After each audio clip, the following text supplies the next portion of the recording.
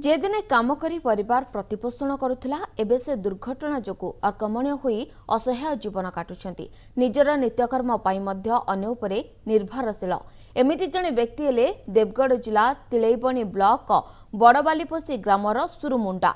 अधिक रोजगार आशारे ट्रक रे काम करिबाकू से बाहर को जाइथिले, हेले ट्रक दुर्घटना तांकर सबु आशा को उजाड़ी देछि।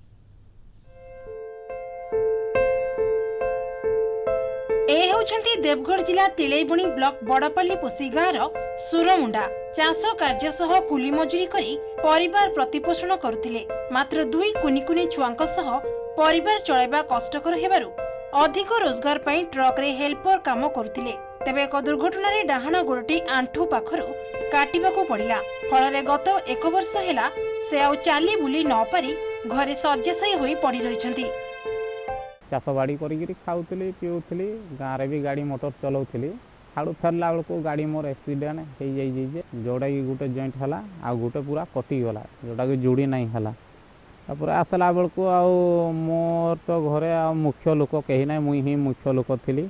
मोर परिवार बहुत दुखित अच्छन।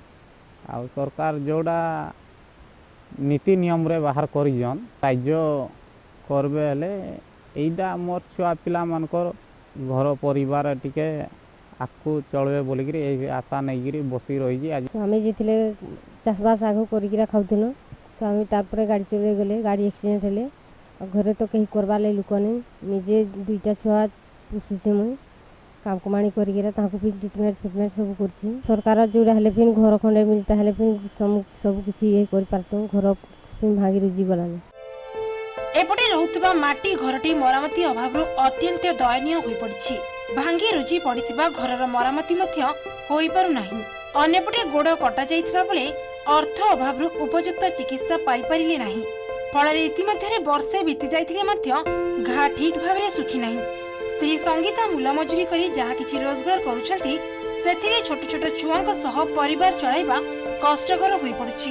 एभली स्थितिरे सुरंक परिवार सरकारी सहायता को अनाई बसी।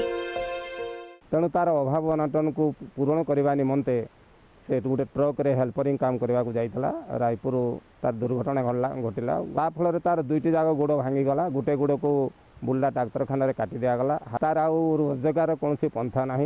ता स्त्री केवल भूति मूल करी परिवार प्रतिपोषण करुँची। सरकार तरफ जो शिक्षा खर्च मिलवा कथा मिल पारि नाही। सुरमुंडा चिकित्सा पाई सरकारी सहायता सह रहिबा पाई एक पक्का घर जोगाई देबाकू साधारण रे दाबी होईछि। देवगढ़ मानस द्विवेदी रिपोर्ट, MBC न्यूज।